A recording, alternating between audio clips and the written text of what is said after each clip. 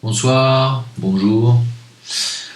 Alors c'est vrai que ça fait un petit bout de temps que j'ai pas fait de vidéo. Ce soir, pas de live. J'ai toujours des petits problèmes de connexion, donc on m'a pas encore remis Internet. Voilà pourquoi je ne fais pas de live, parce que ça fait 2 fois de suite qu'on est coupé en plein milieu du live. Donc pour l'instant, je fais pas. Ça devrait se régler la semaine prochaine. J'ai décidé de remplacer le live du samedi soir par une vidéo, actualité un peu riche d'événements. On ne sait pas par quoi commencer, alors je vais commencer par la prise d'otage, qui arrive juste avant une grève générale annoncée. C'est toujours la même chose, je veux dire, bon, on a des mecs qui sont fichés S, radicalisés, super dangereux, suivis par des policiers qui se font prendre eux-mêmes en otage par ces mecs-là. C'est pitoyable, je veux dire, c'est pitoyable dans tous les sens du terme. De toute façon, on va pas aller jusqu'à dire qu'ils ont laissé exprès un mec s'échapper, tuer des gens, prendre en otage des policiers, pour que la France se réunifie et ne fasse pas grève nationale. On peut pas dire ça, c'est quand même bizarre qu'à chaque fois qu'il y a quelque chose d'annoncé qui pourrait aller à l'encontre du pouvoir en place, on se retrouve avec toujours le même scénario. C'est quand même étrange, mais bon. On peut pas être systématiquement dans le complot. Ce que je remarque dans cette histoire, c'est que on nous dit c'est un Marocain. Le mec est allé 2 fois au Maroc dans sa vie, je crois. Une fois en 2007, il est allé une semaine, et une fois en 2012, un truc comme ça. Il a dû y aller pareil, une semaine. Alors, sous prétexte que ses parents ou ses grands-parents soient marocains, donc le mec est d'origine marocaine, d'origine lointaine, on dit c'est un Marocain. En fait, il n'est pas plus marocain que moi, je serais italien. Je veux dire, moi, mes grands-parents maternels étaient italiens. Le nom de jeune fille de ma mère est un nom italien. C'est comme si je faisais une connerie en France et qu'on dise de moi « Ah ben c'est un Italien, d'origine ». Non, j'ai mis 3 fois les pieds en Italie dans ma vie. C'est un pays que j'adore, mais je ne me sens pas italien, je ne suis pas italien. Et je ne suis pas plus italien que ce type était marocain. Et d'ailleurs, il était ni marocain ni français. Il faut quelqu'un qui se retourne contre son propre pays pour le mettre à feu et à sang et pour y tuer les citoyens. C'est pas quelqu'un qu'on peut considérer comme un citoyen français. C'est pas un citoyen français. En fait, en réalité, il est apatride. Il est ni marocain ni français. Il est une personne radicalisée islamiste. C'est sa véritable patrie, si j'ai envie de dire, ou nation, même si vous allez me dire, mais c'est pas un pays. Non, c'est pas un pays. C'est un idéal politique, un idéal de guerre aussi, bien entendu religieux. C'est sa manière à lui de voir le monde. Il ne la voit pas comme un Français avec tout ce que ça entend ou sous-entend de patrimoine culturel, social, etc. Il n'en a rien à foutre de la France et des valeurs de la France, des grandes batailles menées par les rois de France.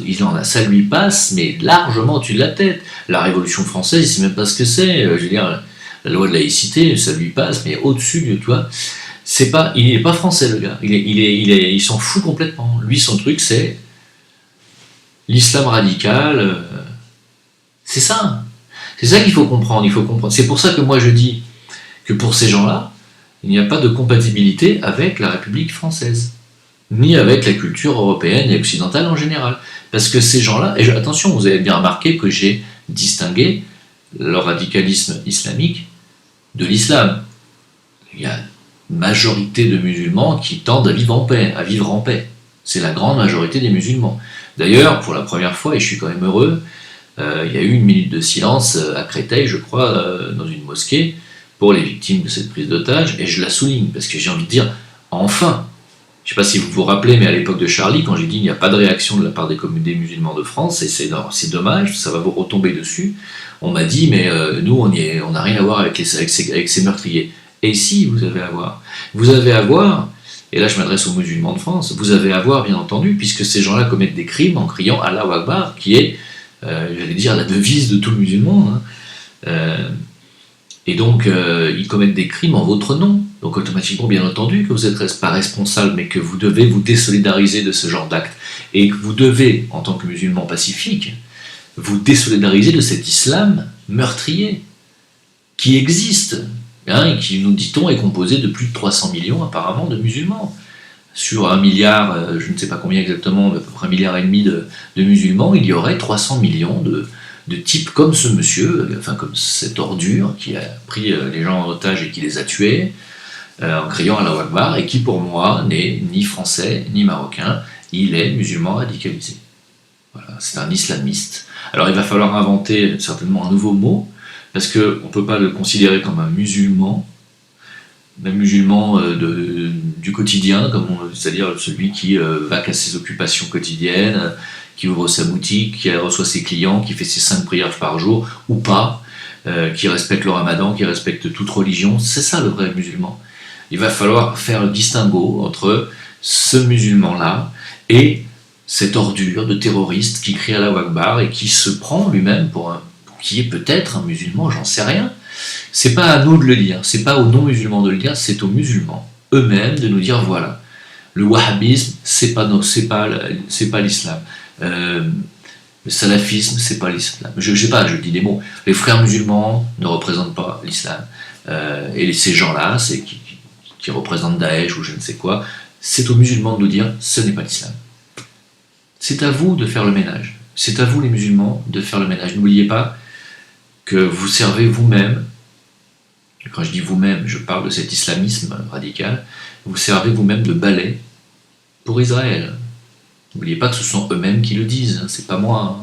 Hein. Et surtout, l'islam, c'est le balai d'Israël, sachez-le. C'est-à-dire qu'un jour, au lieu qu'on fasse tout le travail, et on voit Ishmaël pour régler le problème. Quand il va débarrasser tout ça et que le va revenir chez nous, alors c'est Melech HaMashiach. Donc, vous êtes instrumentalisé, et cet islam radical est instrumentalisé contre vous, et contre les chrétiens, bien entendu, et les Européens de souche qui ne sont pas musulmans.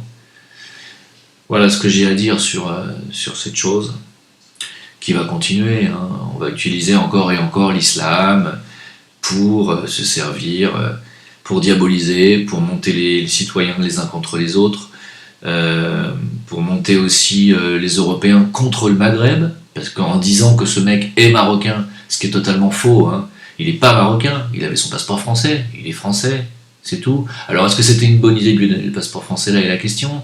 Est-ce que c'est une bonne idée de continuer à les garder sur notre sol français? Là est la question. Visiblement non, puisque dès qu'ils peuvent s'échapper, ils tuent des gens, ils tuent des Français, donc ils nous aiment pas, ils ne veulent pas de nous. Pourquoi leur donner la nationalité? Ils n'en veulent pas. Renvoyez-les dans un pays où ils pourront s'entretuer entre eux, ils pourront lapider des gens. C'est leur occupation journalière. Laissez-les entre eux, s'entretuer. Mais ils n'ont rien à faire sur un territoire démocratique. Enfin. Alors, je vais bifurquer sur un autre sujet, puisqu'on parle de démocratie.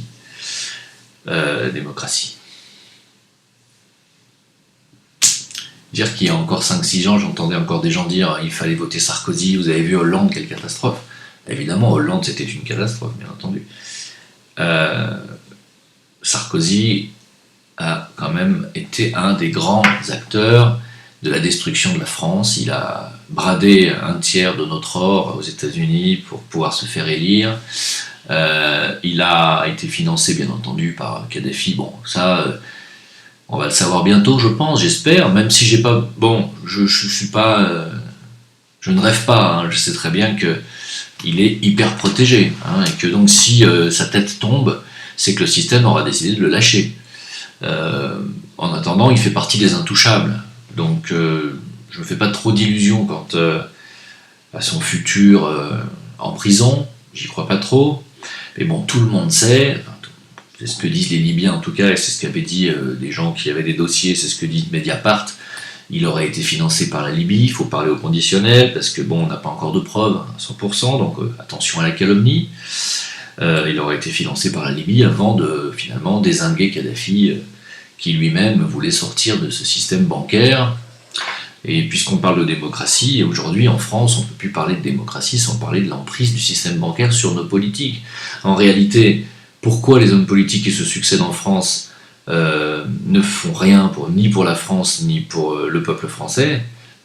Au contraire, hein, ils détruisent la France et l'identité nationale, parce que ce ne sont pas des gens que vous avez élus en majorité. On sait très bien que Macron n'a pas été élu par la majorité des Français, il y a eu beaucoup d'abstentionnisme et beaucoup de gens qui ont voté en face, et il a été élu par 26% des Français. 26% des Français, c'est tout. Il y a 75% des Français qui ne veulent pas voter pour ces gens-là. Et pourtant, ils sont quand même au pouvoir. Pourquoi ? Parce que le système démocratique est tronqué, parce que ce sont en réalité des pions des banques, et ce sont les banques qui ont le contrôle de la France, et pas seulement de la France, de l'Italie, de la Grèce, etc. Vous avez compris. Et que tant que ce sera ce système qui sera en place, hein, c'est un système oligarchique financier bancaire tenu par quelques familles, et en réalité c'est ce système bancaire qui met ses pions au pouvoir, c'est tout, c'est point final. Donc le système démocratique est tronqué, le but du jeu c'est de nous donner le choix entre Sarkozy, Hollande, Macron, hein, Valls, qui sont tous les quatre des pions du système bancaire, et puis si vous votez pas pour l'un, ça sera l'autre. Mais en réalité c'est des pions du système bancaire. Donc il n'y a absolument pas de représentants du peuple à la tête de notre pays, ni dans les gouvernements d'opposition. Moi, à l'époque, il y a un an, à l'époque des élections, j'avais pas appelé, parce que la prétention d'appeler à voter, mais j'avais dit qu'il fallait voter Marine Le Pen, non pas parce que j'avais espoir en son programme ou en son intégrité, mais je me disais que c'est comme ce que viennent faire les Italiens, ils ont voté des partis nationalistes pour expliquer à ces gens qui dirigent là-haut dans les banques que les Italiens, le peuple italien ne veut pas de ces gens-là. Et je pense que les Français auraient dû faire exactement la même chose. Ils auraient dû voter Marine Le Pen pour dire « nous, on ne veut pas. On veut que ça explose. On veut que ce système saute. » Seulement, les Français n'ont pas encore compris. Ils n'ont pas encore assez souffert. Donc, je vous rassure, hein, ça va venir. Hein. La France s'écroulera, comme l'Italie va s'écrouler bientôt. D'abord parce qu'elle va être punie d'avoir voté comme ça, d'avoir voté anti-Europe. Elle sera punie, deuxièmement parce qu'elle a un taux d'endettement qui est énorme, elle est presque à 150% d'endettement, hein. Elle est en ruine, hein, l'Italie. Alors la Grèce était à 180%, elle est tombée en ruine, l'Italie est à 150%, elle va tomber en ruine, vous verrez bien, et nous on est le troisième pays le plus endetté derrière, hein. Donc ça va venir.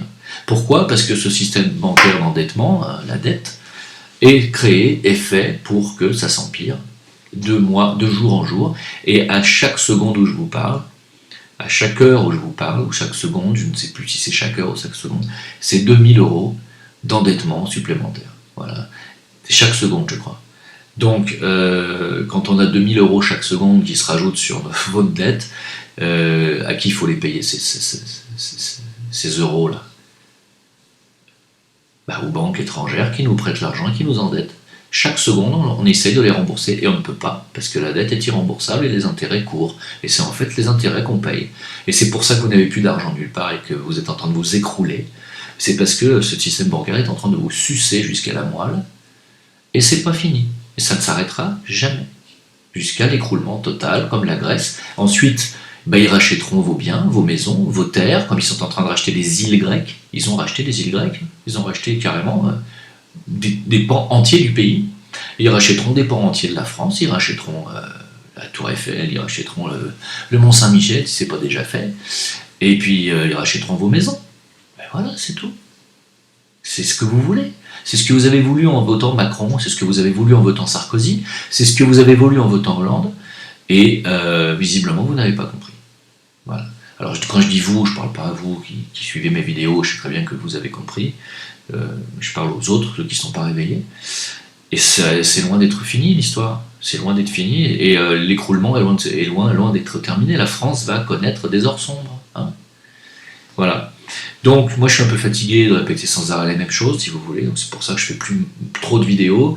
J'avais prévu de faire 2-3 vidéos sur les histoires de santé, puisque je continue, vous savez, ma formation de Jedi en médecine chinoise. Et je voulais justement vous parler de ça, puisque vous avez vu le collectif de médecins en France, 124 médecins qui se sont ligués pour dénoncer l'imposture de l'homéopathie, voire sa dangerosité. C'est marrant parce qu'il y a quelques mois, on nous disait que c'était que du sucre et de l'eau, et que c'était un placebo total. Et aujourd'hui, on nous dit que c'est dangereux, l'homéopathie. Oui, c'est dangereux pour les labos, c'est dangereux pour les médecins qui vendent du chimique, du pharmaceutique et donc qui vendent en réalité du pansement, hein, parce que à part le traitement antibiotique dans certaines conditions, tout le reste c'est du pansement, c'est-à-dire on met des antidouleurs mais on ne cherche pas à guérir les causes. Dans notre médecine occidentale, c'est très rare.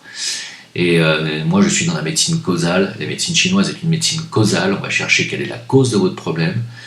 Et j'ai discuté cet après-midi avec des gens qui sont d'une autre école que la mienne en médecine chinoise et qui nous ont dit que en fait leur dossier est sur le bureau du ministre de la Santé depuis 2 ans. Alors évidemment, comme ça a changé le ministre de la Santé, et ils attendent une validation. Ils ne l'auront jamais. Vous aurez bien compris que ni l'homéopathie, au contraire, ça va plutôt être une interdiction en France de l'homéopathie. Plus ça va aller, plus on va vous interdire les produits. Hein. Et on va même interdire maintenant les acupuncteurs, c'est déjà fait. Hein. Ils ont encore arrêté 2 nouveaux acupuncteurs, 2 femmes. Et plus ça va aller, plus ils feront la guerre aux médecines alternatives parce qu'ils ne veulent pas que vous guérissiez, ils ne veulent pas que vous puissiez vous soigner de manière naturelle et peu coûteuse, ils veulent que vous continuiez à être leurs esclaves et leurs vaches à lait. Voilà. Et ils veulent que vous continuiez à être malade. Il faut bien comprendre ça. Je pense qu'aujourd'hui les gens, et je parle des Français, hein, même si je commence à me détacher de plus en plus de l'avenir de ce pays, parce que j'attends de moins en moins de choses hein, de la France, les Français n'ont pas encore compris que l'élite qui les dirige et les docteurs qui les soignent, même si, bien entendu, parmi les docteurs, je suis persuadé que 95% des docteurs sont pleins de bonne volonté et qui veulent soigner les gens. J'en suis persuadé. Mais c'est leur formation qui est à la base une erreur. Ils croient Big Pharma, ce sont des formations qui sont payées par Big Pharma, et ils croient que c'est la vérité. Ils croient que la vaccination est une bonne chose. Or, si on réétudie l'histoire de Pasteur, on s'aperçoit que c'est une imposture. Hein. Voilà. Et aujourd'hui, on se rend compte que l'homéopathie a une grande valeur. Il y a une étude australienne qui est sortie sur l'homéopathie qui démontre son efficacité totale. Hein. Donc, toutes ces informations-là, je vais vous les donner. Je vous propose de venir sur mon Facebook pour avoir toutes ces infos. Les thérapeutes qui me forment et qui font des diagnostics au pouls et qui auront la capacité de détecter quels sont les germes en vous qui deviennent pathogènes et qui créent des déséquilibres, vont être de plus en plus pourchassés en France. Donc ils m'ont demandé de mettre un peu le haut là. Je vais de moins en moins parler d'eux, je regrette, c'est eux qui me le demandent, parce qu'ils ont la trouille, hein, tout simplement. Ils ont pas envie de finir en prison, je les comprends. Donc je pense qu'il va falloir que vous compreniez, en tant que Français, que si vous voulez guérir, faire un travail vraiment de nettoyage sur vous, il va falloir partir à l'étranger, hein, il va falloir... oui, il faut s'y préparer. Moi, quand je suis parti il y a 11 ans, on m'a traité de traître. Et puis maintenant, aujourd'hui, je vois que tout le monde me rejoint, je vois que même Soral a dit que finalement, c'était encore une des meilleures solutions, c'était de lutter d'extérieur. Hein, que Dieudonné va partir aussi, hein, il l'a dit lui-même, il a dit qu'il allait quitter la France. Hein. Je crois qu'il n'y a plus tellement de solutions, vous savez. Ce pays va s'écrouler. Hein, c'est pas le peuple français qui va l'empêcher de s'écrouler, puisqu'ils n'ont pas compris qui étaient les véritables responsables de cet écroulement. Ils n'ont pas compris que on était à la botte d'un système bancaire qui lui-même était à la botte d'un système familial, qui lui-même suivait un idéal, et c'est un idéal messianique. Hein, il faut comprendre ça. Hein. Voilà, donc les Français ne se réveillent pas à ça. Tout ce qu'ils voient, c'est le vilain musulman qui a encore sévi. Sauf que c'est pas un musulman, comme je l'ai expliqué en début de vidéo. C'est ni un musulman, ni un Marocain, ni un Français. On peut dire qu'il est d'origine maghrébine éventuellement, mais c'est pas une patrie. Ou qu'il est d'origine arabe, on peut le dire. C'est pas une tare, mais bon, c'est pas ça qui fait de lui un meurtrier. Ce qui fait de lui un meurtrier, c'est son idéologie, ce poison qui est rentré en lui, et voilà. Donc, mes amis, j'aurais encore beaucoup de choses à dire.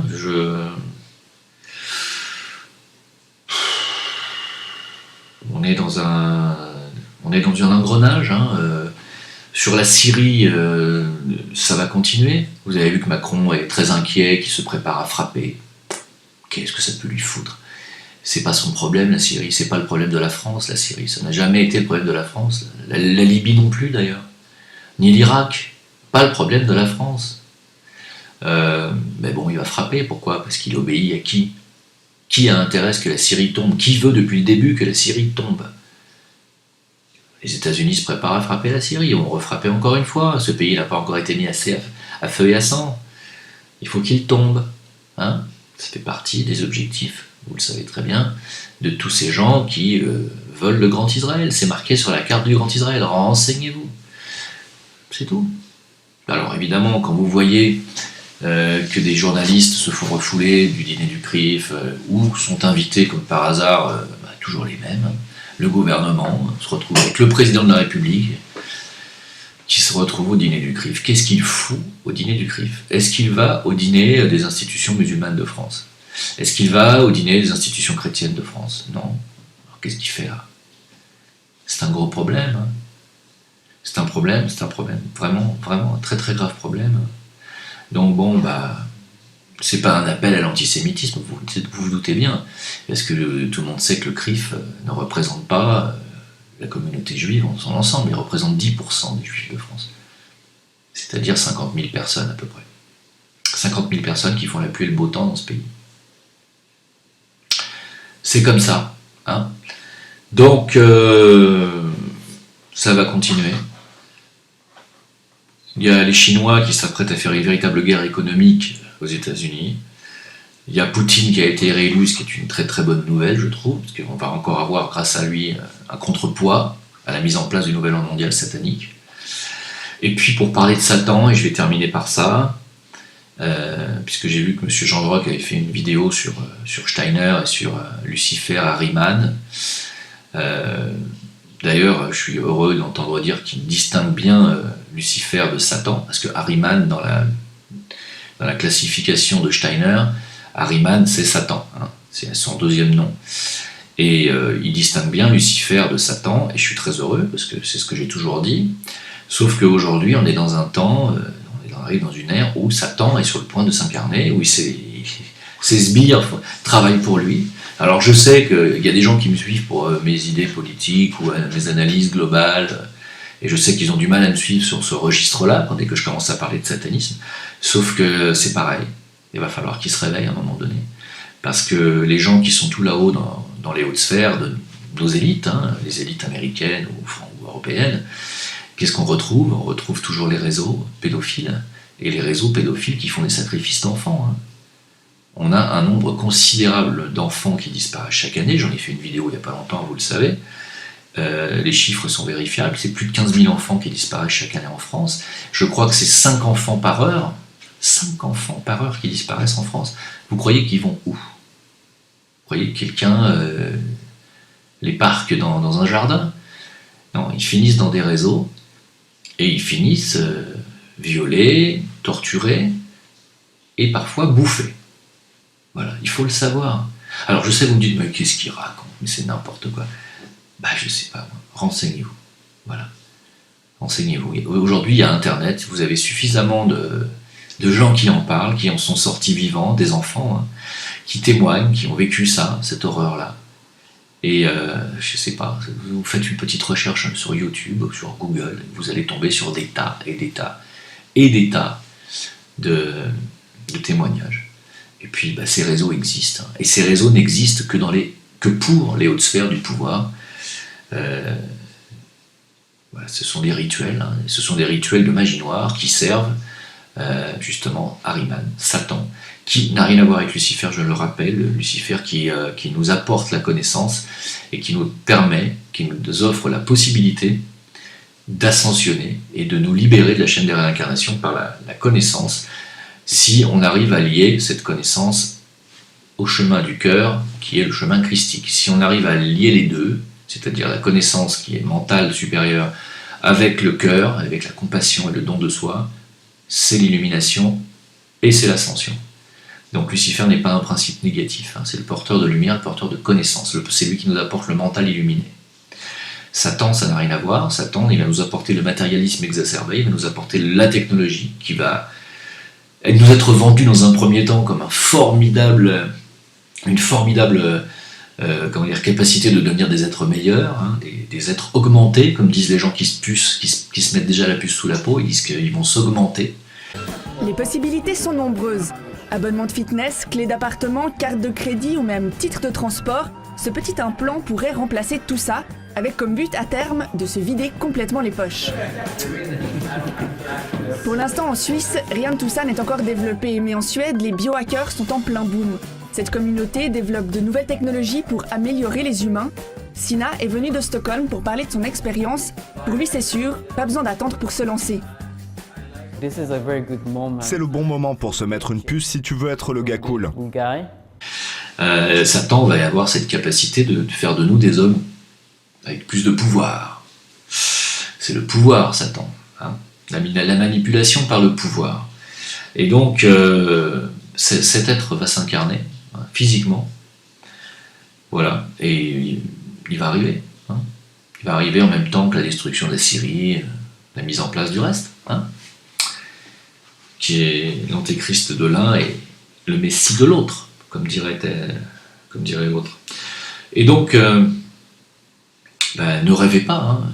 Tant que cette personne ne se sera pas incarnée et tant qu'elle n'aura pas régné, il n'y aura rien, on ne pourra rien construire de nouveau et de beau sur cette planète. Hein. Nous allons vivre des heures sombres, des heures difficiles, avec aussi, il faut le dire, des tribulations sur le plan terrestre. C'est-à-dire il y aura des grands cataclysmes. Tout ceci va arriver, mes amis, et je tiens à vous en faire part, parce qu'il faut s'y préparer, hein, parce qu'il faut arrêter de passer son temps à regarder le Barça, le PSG. Il y a d'autres choses, hein, dans la vie que ça. Et comme je disais dans le live de Discord de lundi dernier, d'ailleurs je vous invite à venir sur les lives, on est de plus en plus nombreux et on parle de choses vraiment très intéressantes. Hein. Vous venez sur Discord et vous allez voir que vous allez pouvoir parler, poser vos questions, vous exprimer. Ce qui fait du bien, croyez-moi. Moi je laisse parler tout le monde, à partir du moment où il y a du respect. Tout le monde a le droit de venir parler. Voilà. Je ne bannis personne, je ne bloque personne. Vous pouvez venir, voilà. Il y a des alerteurs qui viennent, il y a Alixator, il y a Exister en liberté, il y en a d'autres. Hein. Et tout le monde est le bienvenu. Bon, je ne vais pas réinviter 150 fois les mêmes personnes qui ne veulent pas venir, mais j'invite tout le monde.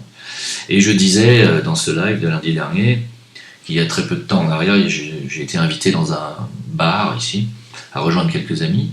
Et quand je suis arrivé, il y avait 200 personnes qui étaient en train de regarder un écran géant. Il y avait un match du Barça. Et je suis arrivé pratiquement 2 minutes avant qu'il y ait un but de marquer. Et donc j'ai failli faire une crise cardiaque parce que 200 personnes sont passées du silence total à un hurlement général. Et d'un coup j'ai pris 150 décibels dans les oreilles. J'ai eu un sursaut et je me suis dit, qu'est-ce qui se passe? La guerre? Ah non, c'est le Messie qui a mis un but. Oui, mais le Messie, c'est pas le vrai, les gars. Hein. C'est un Messie qui joue à la baballe, hein, pour la mettre au fond d'un filet. C'est pas Messie qui va venir vous faire de vous des êtres... Non, c'est pas le même Messie, vous vous trompez de Messie. Lui, il s'appelle Lionel. Hein. Et j'ai regardé ces gens, et je me disais, mon Dieu, quelle chance de se réjouir.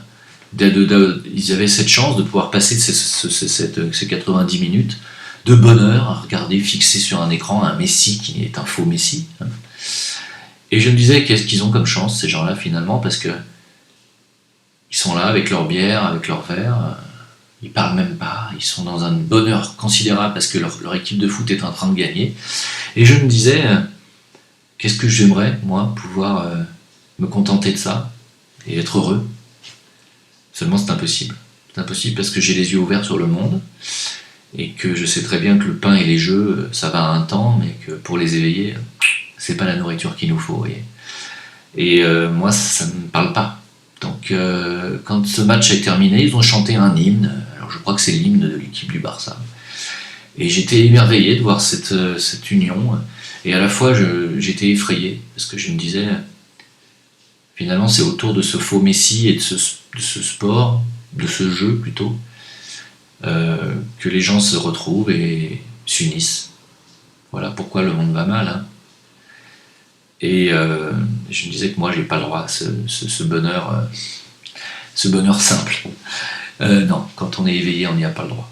Ça, franchement, non, ça ne nous réjouit pas.